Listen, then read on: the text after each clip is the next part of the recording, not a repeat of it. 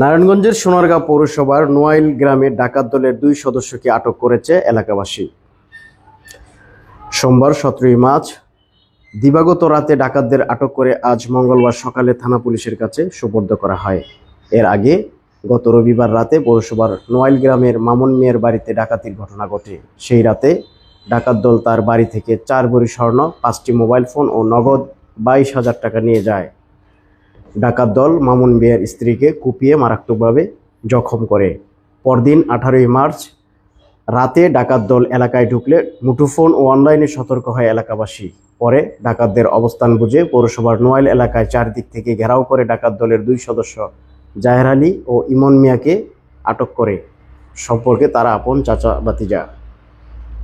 ডাকাত জাহের আলী সোনারগাঁও পৌরসভার রাইজদিয়া গ্রামের নায়েব আলীর ছেলে ও ইমন মিয়া একই এলাকার পোখার হোসেনের ছেলে। সোনারগাঁ থানার ভারপ্রাপ্ত কর্মকর্তা মোহাম্মদ আব্দুল বারী জানান, ঘটনাস্থল থেকে 2 ডাকাতকে থানায় নিয়ে আসা হয়েছে। পুলিশের একটি টিম অন্য ডাকাতদের শনাক্ত করে গ্রেফতারের জন্য কাজ করছে। আটককৃত 2 জনের বিরুদ্ধে ডাকাতি মামলা দিয়ে আদালতে প্রেরণ করা হবে।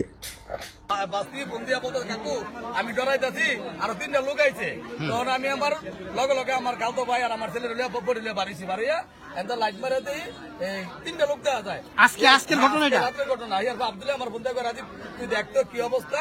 আমি বলে ঢাকায় তো লাভ হারাইছে, ইয়ার আব্দুল্লাহ ভাই ফোন দিছে, আমরা এত নেমেছি, আব্দুল্লাহ ভাইরা এত নেমে আছে সেনার বাগের আমরা। তারপরে তো হ্যাঁ আমরা কালকে সিসি ক্যামেরায় ফুটেছে শনাক্ত করছি। তারপর আমরা হাতে হাতে বড় পাই না, কিন্তু আপনার একটার দিকে আমরা পাইছি জায়গাতে পাইছি। আচ্ছা, তোমার নাম কি?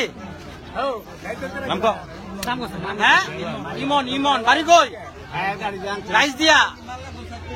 এই নাম কি তোমার? বাড়ি কোথায়? রাইস দিয়া। গতকালকে কারা কারা ছিল তোমার সাথে? ডাকাতির সময় চুপ থাকো সবাই। গ্রামের নাম কও? হ্যাঁ,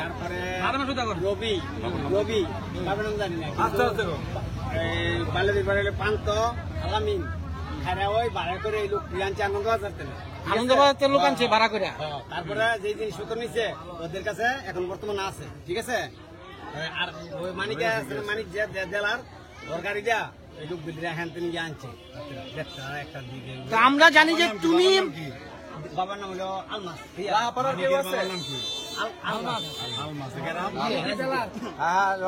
রবিন